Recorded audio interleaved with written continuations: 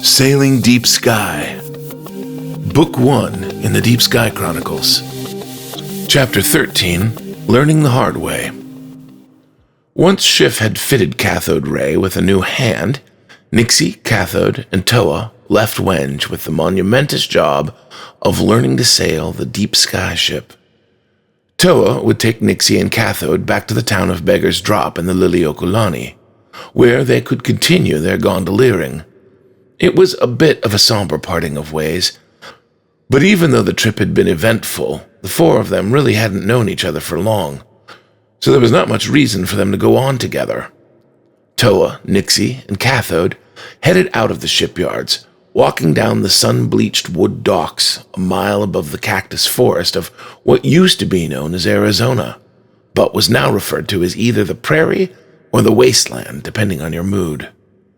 It was late in the afternoon, the sun was hot, and the birds were loud and happy as they flew in glorious circles around the aerial city. "I'm just saying we could have stayed a couple more days with Wenge while he figured things out," Nixie said. "Sure we could have, but it's not like he needs us anymore. Now that he's a fancy-pants ship owner. Ship? Yacht? Deep Sky Yacht?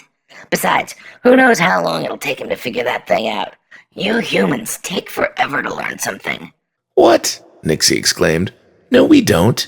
"Yeah, you do." "No, we don't. No slower than Tommy's. You never learned how to fix the gondola's motor, even though you complained about them constantly," Nixie said. "Neither did you, Nixie. Besides, I did figure out how to fix them. Replace them. Those things were rusted solid." As they walked, a huge silver zeppelin could be seen ascending to the dock level behind them and across the city. Had they noticed, they would have been alarmed, but their eyes were on a narrow dock ahead of them, and their minds were on the conversation. "But we couldn't afford to replace them." "Right, that's why I didn't do it," Cathode went on, in a matter-of-fact voice. "Look, it's not your fault humans are dim-witted. Automatons are just more elegantly designed, that's all." "What?" exclaimed Nixie in disbelief as Toa marched forward silently, ignoring the argument. "Yeah, automatons are more elegantly designed." Cathode went on. "By your own theory, you started as, a single-celled orgasm, right?" "Organism," corrected Nixie, stressing the third syllable Ray had fumbled. "You sure about that?" asked Ray. "I'm pretty sure it was life started with an orgasm and a single cell." "No," said Nixie. "That's something else." "He's right," said Toa, one eyebrow raised. "Anyway," Cathode went on, "your species started as single-celled critters. Then you were a bunch of cells writhing around in the goop. Then you became a weird fish thing. A weird fish thing that can squirm in the mud. On and on you evolved, becoming all kinds of terrible things. Eventually you became a monkey, and you finally topped it out with whatever the hell you are now. Not much better than a monkey. All soft and squishy." "What?" erupted Nixie. "Yeah, just compare our brains, right? Mine is a gorgeous, elegant gold filigree. Yours is this gooey blob of what looks like, rotted cauliflower. It's just gross. Whereas my brain is beautiful, a work of art, the finest craftsmanship. All these spiraling patterns, it really is a sight to behold." Had the three not been so engrossed in Cathode's diatribe, they would have noticed the birds had all gone silent. The three rounded a corner and started out on the dock finger where Toa had left the Liliokulani tied. Nixie burst out, "Yeah, we made your brain. Your brain is pretty because we made your brain." "Not a good argument," said Cathode matter-of-factly. "First off, you didn't make my brain. Dr. Tube bought it from a dealer who bought it from an automaton who makes Tommy brains. That guy's name is Jeff something." Cathode looked smug. "The second thing is that you guys evolved for millions of years. You put all of your knowledge into your greatest achievement, me." Nixie stopped walking. She stared at Cathode Ray as if she wanted to shove him off the dock. "Where's the Liliokulani?" said Toa. The dock was empty. Nothing tied to it at all. Just open sky. And in the distance, another silver zeppelin. "Did she lose buoyancy?" He leaned over the edge in a panic, afraid to see his beloved jalopy dangling from its dock line a mile above the prairie. And sure enough, Toa saw the Liliuokalani, as well as a half-dozen other small vessels being towed away by a harpy. If you've read the Airship Pirate Chronicles, you can skip over the following description, but a harpy is a lighter-than-air automaton, a metal-plated balloon about 15 feet by 15 feet, with a propeller and an engine on each side, and suspended under it, a mechanical skeletal demon with 2 long arms ending in vicious claws. In the day of the Emperor, freelanders, people who lived free outside the cities, were illegal. Harpies were used to round up freelanders and imprison them in large towers in Emperor Victor's dark cities. It's a roundup, exclaimed Cathode, now seeing dozens of harpies streaming out of the silver airship behind them, descending on the floating city. Holy hell, exclaimed Nixie. I thought they gave those up when the Emperor died. I guess not. The harpies were flying over the city, occasionally disappearing from view between small wooden buildings of the town, only to re-emerge grasping 1 or 2 writhing and fighting citizens. We gotta get out of here, said Toa. He was watching a harpy about 50 yards away, which had just set its sights on Nixie, Toa, and Cathode. We can't go back on this dock. Oh, run, sister, Toa exclaimed in surprise as a harpy appeared, perhaps 20 feet away, ascending from under the dock. I'm not going back to slaving in the city, Cathode said in a panic. His head darted from side to side, looking for a path to retreat. So the 3 ran back down the dock in the direction they had came. Screaming could be heard from all over the city, as well as the buzzing sound of the harpies' propellers. There was also explosions here and there as townfolks shot back at the harpies, occasionally piercing the gas-filled airbags.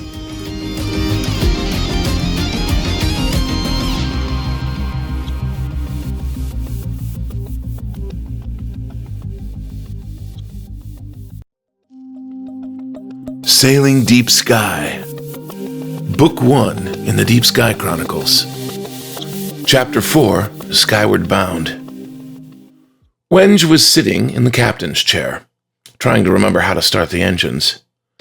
First, flip 2 switches below the helm, then turn 2 keys, then, one after another, push the ignition switch for each engine.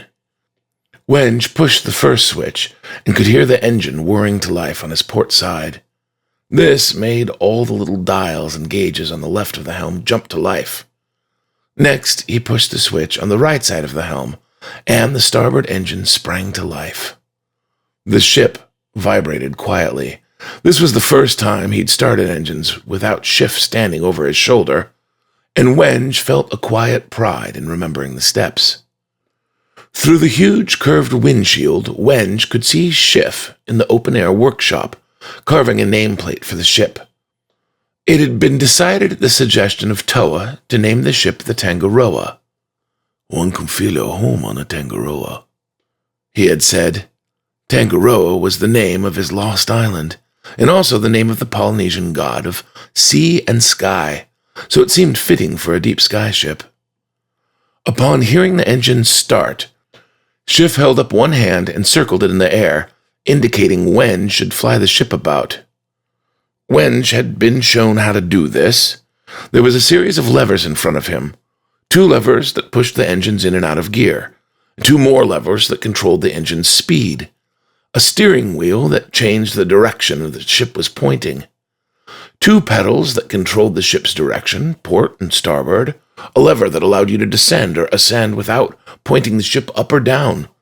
Pulling or pushing the wheel forward or backward pointed the ship's nose up or down. It was a lot. In addition to controls, the helm was equipped with numerous gauges of brass, with illuminated faces, measuring things like altitude, engine pressure, speed, and resuppinite clarity, whatever that meant. There were 2 orbs. That would be Inside one was a solid glass orb the size of a grapefruit, floating in a glass dome. The glass orb contained a blue arrow that currently pointed north. though Schiff assured Wenge this would point towards the Earth's northern pole, no matter what direction the ship was pointing. So at any given time, it might be pointing up, down, left, aft, etc. Once you're out there, if you lose sight of Earth, this will get you back. But remember, the Earth is very large, Schiff had said. It won't look large when you're up there, but it is. Don't just aim for the North Pole every time you're coming back. Schiff made the gesture again, signaling impatiently. Get going, he had told Wenge earlier. You'll never learn if I'm hanging over you, making all the decisions. You have to try it for yourself to get the feel of it. Okay, Wenge said to himself. I can do this. He wrapped his hand lightly around the lift lever, and slowly as he could, pulled back on the lever.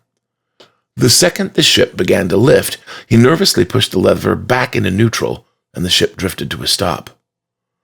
Schiff glared and gestured again.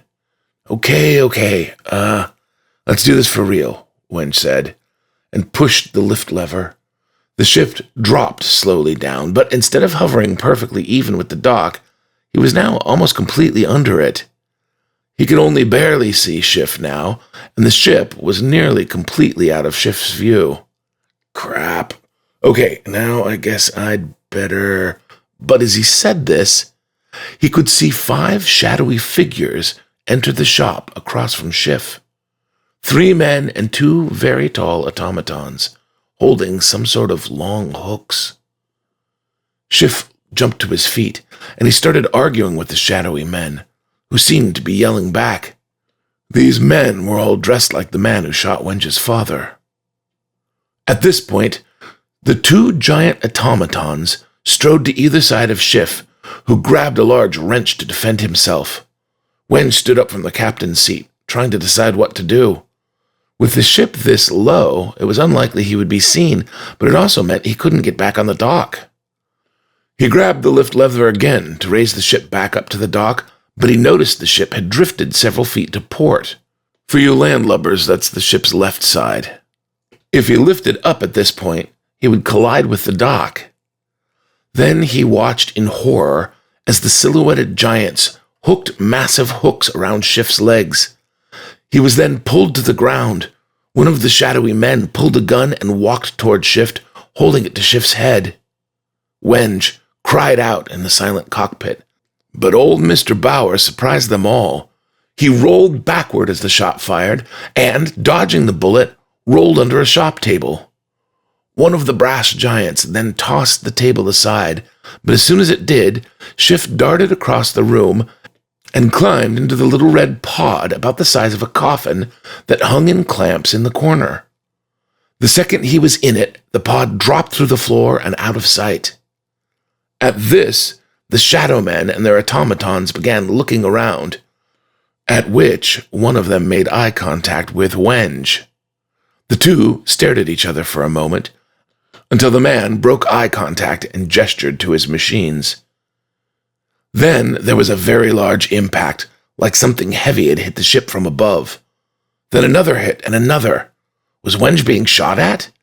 He pushed gently on the lift lever, and the ship started to slowly descend, but suddenly a change in cabin pressure could be felt, and a short whooshing sound could be heard.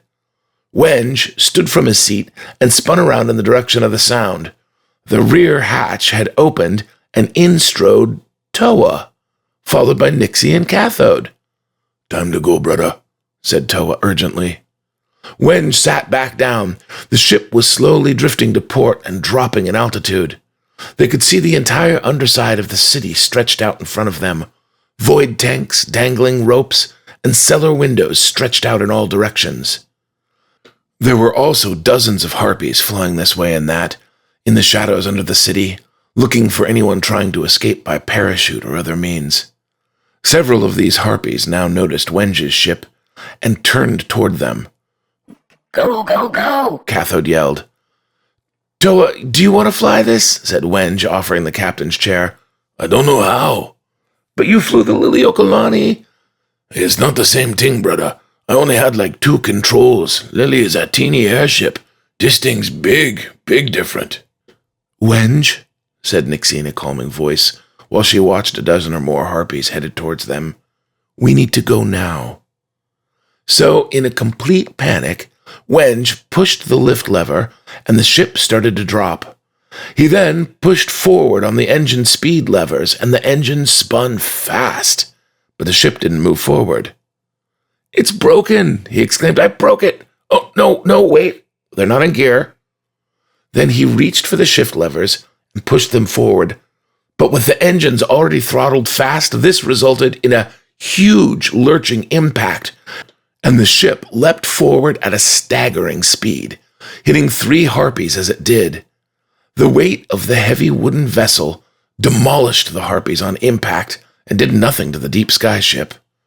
The ship was now hurtling towards the edge of the city, and beyond that, the 2 huge silver zeppelins waited. In a flash, they reached the edge of the city, and as soon as the city's shadow drew back from the ship, Wenge pulled hard on the ship's wheel, which lifted her nose skyward. The deep sky ship didn't slow. It shot up at a 45-degree angle, and in a flash was over the zeppelins and gaining altitude at a staggering speed, many times faster than any airship could climb. In a few minutes, the city could not be seen. In a few minutes more, the sky was darkening, and in another few minutes, the sound of rushing air around them went silent, and the blue sky was now an arc below them, the top of a great blue orb in a starry sky. Everyone was in silent awe, gazing wide-eyed out the huge glass dome. "Oof, I guess the world is round," said Toa finally. "I thought it might be, but people always argued about it, so I didn't know." Wenge pulled the throttles back to 0, and then pulled the shift levers into neutral. A quiet hissing sound could be heard from outside the ship, and soon the ship came to a stop. Just wow, said Wenge. "This is—" he trailed off. "It's beautiful," Nixie added. "Look at the ocean," added Toa. "It's so huge, you can see the sparkles from up here." Then they noticed it. Far to the starboard side and up, with a huge arch, a river of asteroids, many hundreds of miles away and over 1,000,000 miles long. It flowed steadily away and around the earth. Rocks of many different colors, an infinite number of sizes, all circling the earth once every 27 days. This was the Little Kuiper, the remains of the moon, and the massive asteroid that collided with it decades ago.